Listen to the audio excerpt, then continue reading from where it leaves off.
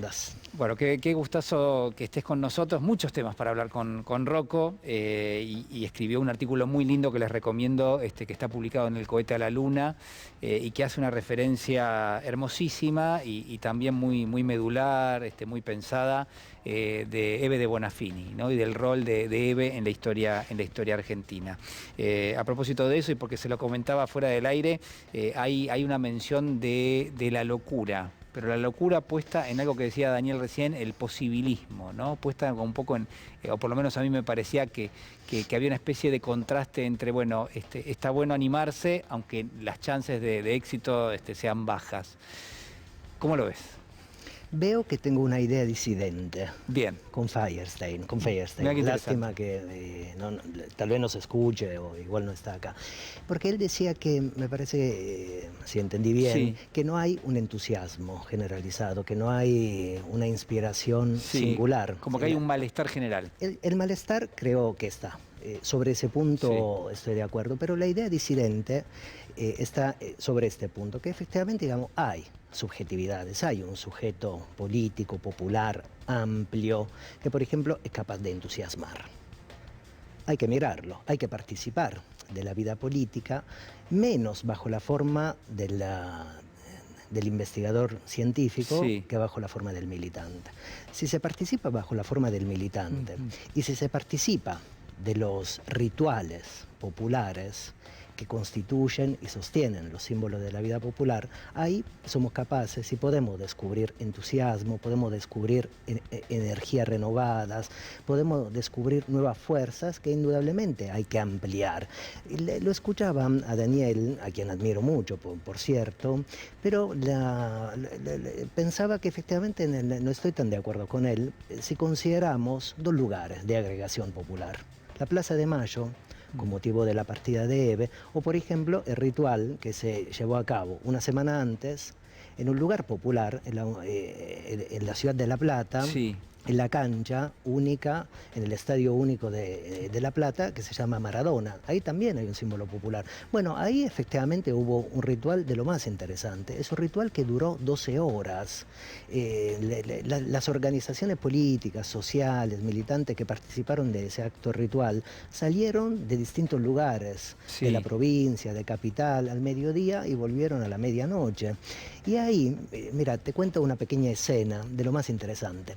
En la vida social, cuando nosotros conversamos, acá no lo podemos hacer porque a todo alrededor hay celulares, sí, pero cuando se conversa, qué sé yo, en una familia, en una cocina, en un bar, siempre aparece un celular de por medio. O sea, la conversación está mediada siempre por una conversación que viene de otro lado. Sí. Bueno, en ese estadio donde había más o menos 50.000 personas, bueno, cuando ese símbolo habló, sí, empezó a dialogar con esas 50.000 personas organizadas en la cancha, efectivamente todos los celulares se apagaron.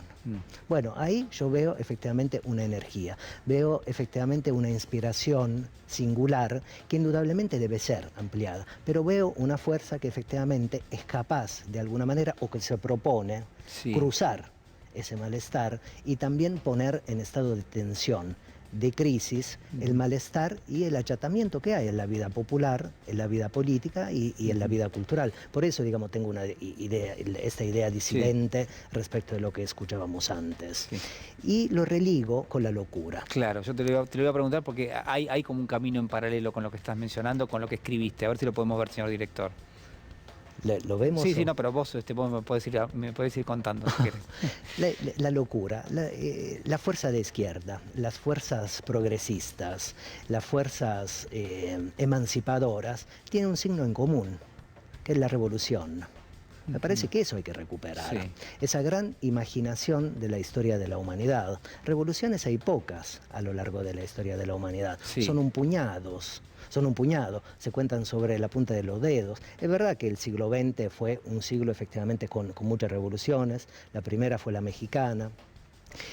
Pero son pocas las revoluciones porque son momentos mágicos, pero al mismo tiempo efectivamente los campos populares, las fuerzas emancipadoras de izquierda pueden recuperar esa palabra. Y en esa palabra está de alguna manera un elemento de locura, sí, y un elemento de cambio. Y si se quiere empezar a hacer una revolución en la Argentina, habría que empezar a decir algo, no al FMI. O sea, lo que vos planteás acá, un poco de locura está bien, es animarse a eso, por más que las posibilidades no estén de tu lado. Animarse a decir que no. Animarse efectivamente a cambiar el rumbo de lo que pensamos que está naturalizado, de lo que debe ser así. Digo, un principio revolucionario en la Argentina, de cara al 23, sí, para las fuerzas populares, para el campo popular, para la fuerza revolucionaria, sería decir no al Fondo Monetario Internacional o plantear de alguna manera redebatir la deuda, renegociar la deuda. Porque del otro lado de la deuda, Julián, sí, está la vida popular, está la vida de los ciudadanos y las ciudadanas, está la vida de la existencia argentina, nacional. Bueno, me parece que eso sería un gran punto para empezar a discutir. Si vos me preguntás cuál sería el segundo punto, sí, diría libertad milagrosala. Esa es una cosa que me parece que hay que decir enfáticamente, que hemos olvidado. Y la revolución es siempre algo de locura. A vos te interesa mucho la literatura, como yo te escucho, sí, bastante, tanto el domingo como los lunes, y haces permanente referencia a grandes autores de la literatura, sí, universal. En la Argentina, que tiene una gran producción literaria, en los años 20 hay un gran escritor que fue leído de alguna manera como el anti-Borges. No sé si están así, es Roberto Arlt, sí, que escribió una novela preciosa y también dramática, son dos en realidad, pero me estoy refiriendo a la primera, que es Los Siete Locos. Bueno, hay varios locos, no, son más que 7 o menos que 7, sí, no se sabe nunca el número, y se juntan en una quinta en el sur de la provincia de Buenos Aires, en Temperley. Hay un astrólogo, sí, hay un militar, hay otro loco que se llama Remo Auguster Dosain, e imaginan algo loco, una revolución, para cambiar efectivamente todo lo que deba ser cambiado. Y es de alguna manera un empezar a decir que no. Esa locura está en dos grandes símbolos de la vida popular argentina, es mucho más, sí, realmente. Pero yo creo que uno de esos grandes símbolos, esa locura, estaba en Eve, está en Eve, y está también en ese otro gran símbolo que nos agregó, nos convocó, nos congregó en el Maradona, en la ciudad de La Plata.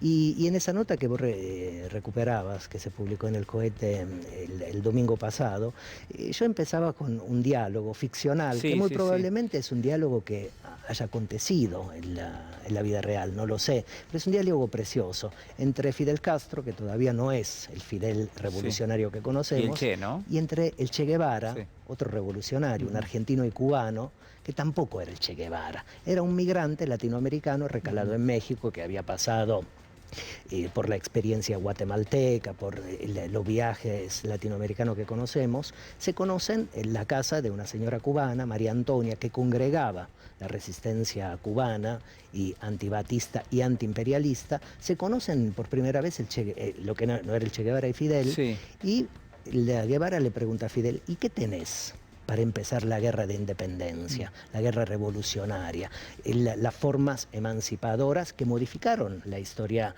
de América Latina? En 1959, Julián, empieza, sí, la historia contemporánea, claro, de América Latina. Bueno, Ernesto le preguntaba a Fidel: ¿qué tenés? Fidel le dice: guita, poca. Poca.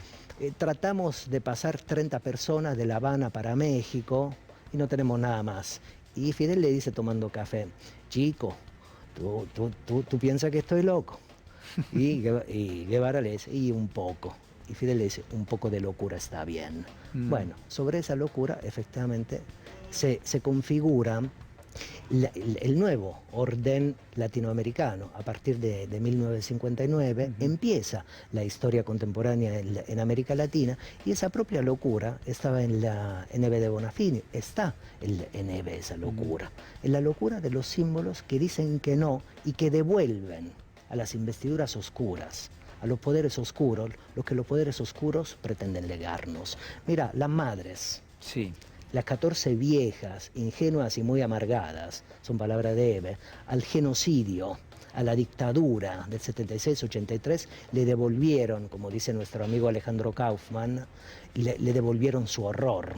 A los años neoliberales, al menemismo, al menemato, como decía el viejo y el bueno de David Viña, le devolvieron su ignominia. Y, por ejemplo, a la experimentación mafiosa sobre las existencias del campo popular entre el 15 y el 19, me refiero a la experiencia de la Alianza Cambiemos, esas viejas con sus pañuelos, Eve, le devolvieron efectivamente lo que pretendían hacer, ¿no? Lo que pretendían hacer sobre la existencia popular. Bueno, es ese permanente decir no. Esa locura revolucionaria implica, digamos, mover el curso de la historia. Me queda dando vueltas algo que me parece relevante, que es el común denominador de todas estas situaciones y puntos realmente importantes en la historia que vos estás marcando. Siempre estaban los que ponían en marcha este proceso en desventaja, digamos, porque claramente el aparato lo tiene el otro, el poder lo tiene el otro. Exactamente. Mira, otro punto de continuidad, series en la historia. Bolívar, una de las grandes revoluciones emancipadoras en América Latina, es la Gran Colombia. 5 personas. El núcleo, el puñado de seres humanos que empezaron esa revolución fueron 5. Los revolucionarios cubanos, lo que conocemos como barbudos, fueron 82.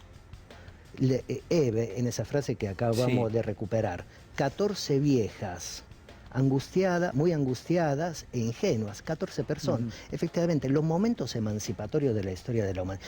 La Comuna de París, Julián, 72 días en una ciudad sitiada por una guerra imperial y una guerra nacional. Era una ciudad y 2 facciones políticas. Una facción anárquica, anarcofeminista, y otra socialista. Entonces, efectivamente, siempre se está en desventaja. Bueno, Lula da Silva, por ejemplo, ¿no? Claro, pensar en el Lula que estaba en prisión y pensemos ahora en un Lula que ha sido elegido presidente, ¿no? Son los grandes temas de la historia, o son los grandes temas de la política, pero también de la literatura, de la tragedia y la comedia. La tragedia y la comedia griega, que nos enseñan que efectivamente siempre hay poderes que son más grandes que nosotros. En la tragedia, esos poderes ganan frente a los hombres y a las mujeres que luchan, la lucha de clases. Y la comedia, que nos enseña que con un poco de astucia, con un poco de picardía, con inteligencia, con sagacidades, con otras paciencias, a los dioses, a esos poderes, que son siempre más poderosos que nosotros, le podemos ganar. Bueno, hay que disponerse a una lucha, a un pensamiento que no acepta las naturalidades y las condiciones dadas. La condición dada de la correlación de fuerzas, efectivamente, como si la correlación de fuerzas fuera de alguna manera algo dado e inmodificable. Y lo que llamamos historia, que no es la disciplina que se enseña en la escuela ni en la universidad, sino, si entendemos la historia, bajo la forma de la lucha y en lo específico de la lucha de clases, lo que se piensa inmodificable puede ser modificado con fuerzas minoritarias que se ríen de los dioses. Porque me parece que hay una pregunta ahí interesante, ¿puede Cristina Fernández de Kirchner ser esa especie de paso que todavía no da el Frente de Todos para tratar de posicionarse en un lugar que sea igual de desafiante que un poco los hechos que vos estás describiendo? Es decir, ¿hay espacio, hay margen para que Cristina Fernández transmite una propuesta que entusiasme, pero que al mismo tiempo esté parada en estos puntos que vos decís?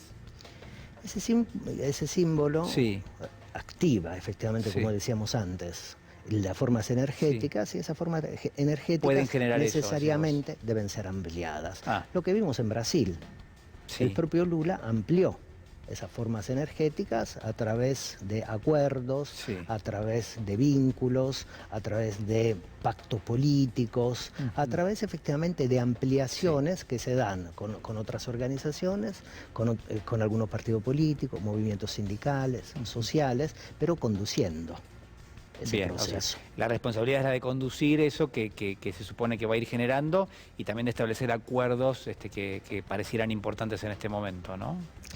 Volviendo a la Revolución Cubana, luego del doble poder, del momento del doble poder de la guerra de guerrilla en Cuba, en el Pico Turquino, los revolucionarios le entregaron el poder a un señor que se llamaba Dorticós, Osvaldo Dorticós, si no me equivoco. Y no funcionó esa experiencia, hasta que efectivamente quienes habían asumido la lucha de la independencia, la lucha emancipadora en contra del imperialismo, nada menos, efectivamente del imperialismo estadounidense, del imperialismo yanqui, asumen efectivamente, además del doble poder, la conducción del nuevo Estado revolucionario